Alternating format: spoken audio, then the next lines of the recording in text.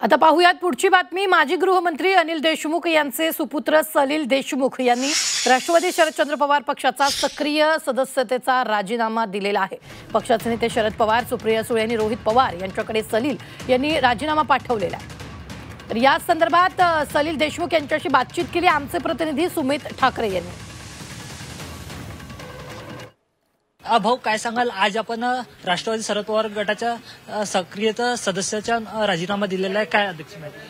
नाही, माझी प्रकृती चांगली नसल्यामुळे काही दिवस आराम करून काही दिवस सिक लीव्ह घेऊन त्या ठिकाणी नंतर आपण महाराष्ट्राच्या या ठिकाणी विदर्भाच्या, नागपूर जिल्ह्याच्या आणि नागपूर शहराच्या लोकांच्या सेवेसाठी पुन्हा कार्यरत राहू म्हणून साठी या ठिकाणी मी राजीनामा दिलाय।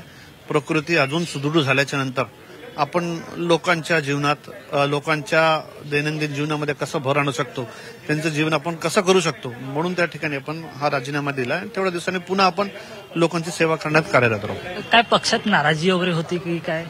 नाही, आता कसं आहे, प्रत्येक पक्षामध्ये पुढे मागे त्या ठिकाणी होत राहतं म्हणून नाराजी असल्याचं काही त्या ठिकाणी खूप काही कारण नाही। राष्ट्रवादी शरद पवार पक्षातूनच सेवा करणार आहात की? मी राष्ट्रवादी काँग्रेस पक्ष शरद पवार यांच्या माध्यमातून निवडणूक लढवली आहे आणि त्यांनी सुद्धा खूप प्रेम मला दिलंय, खूप विकास कामांसाठी त्यांनी मला चालना दिली।